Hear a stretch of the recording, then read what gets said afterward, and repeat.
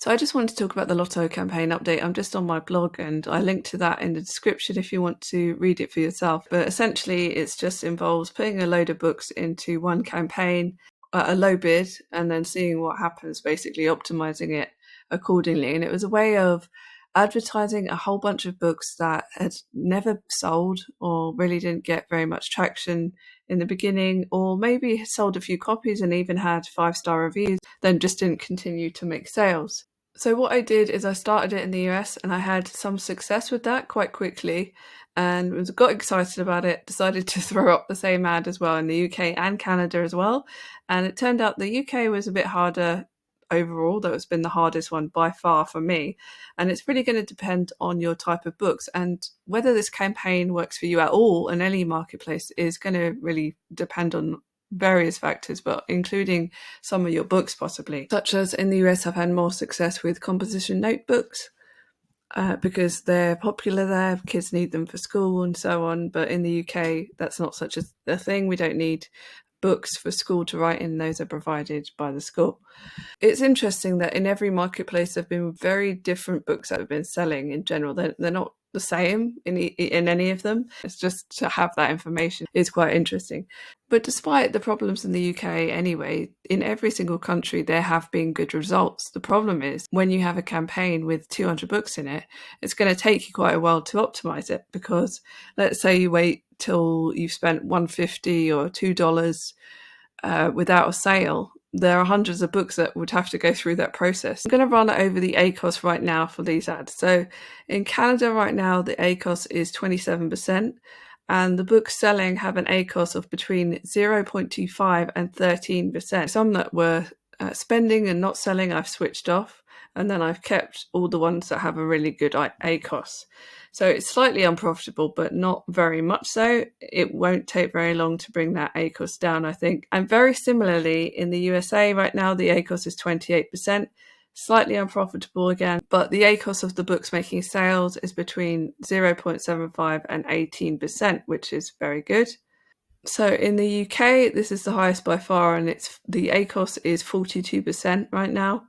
And this has been the hardest to optimize, with far fewer sales and fewer books making sales, and also some books that tended to overspend without any sales.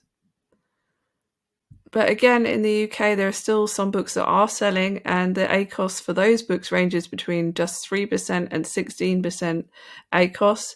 So my plan with the Lotto campaign is now just to try and bring the ACOS down on all the different platforms, and overall just seeing if I can make profitable campaigns in each of those countries.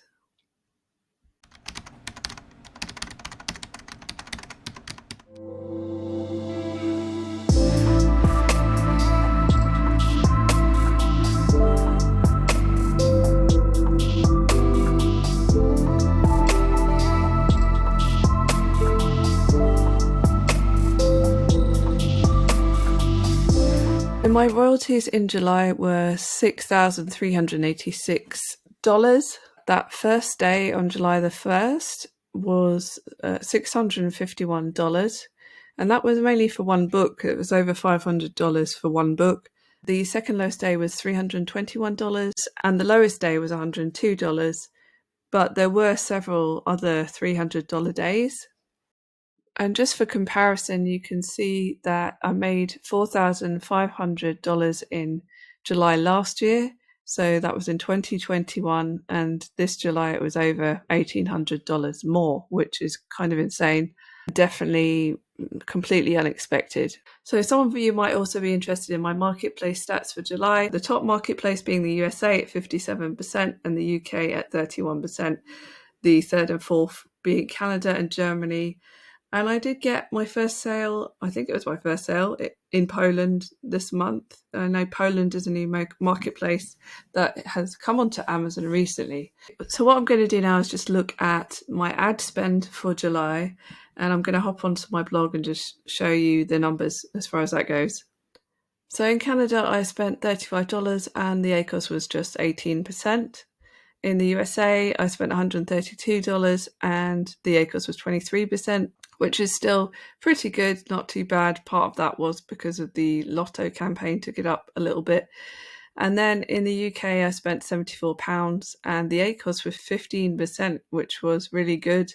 That's going to be a profitable month for me via ads. If you're unsure about ads and where to start, I did start an ads playlist and I have a few videos on there. I have meant to do more. I haven't got around to it yet, but you might want to check that out. I shall try and remember to put a link to that in somewhere on the screen.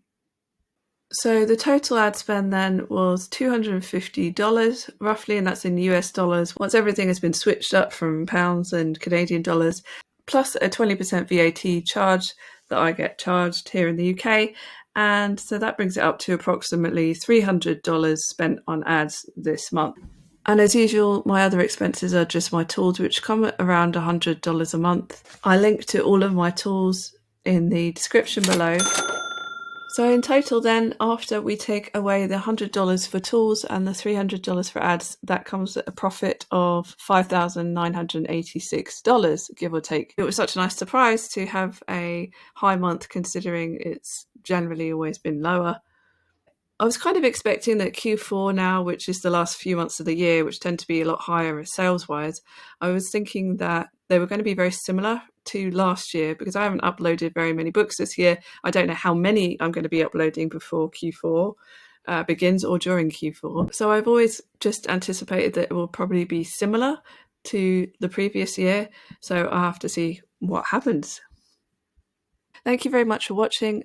Please do consider subscribing if you're interested in KDP and related content to that. And consider as well hitting the notification bell so that you can be notified whenever I upload a new video.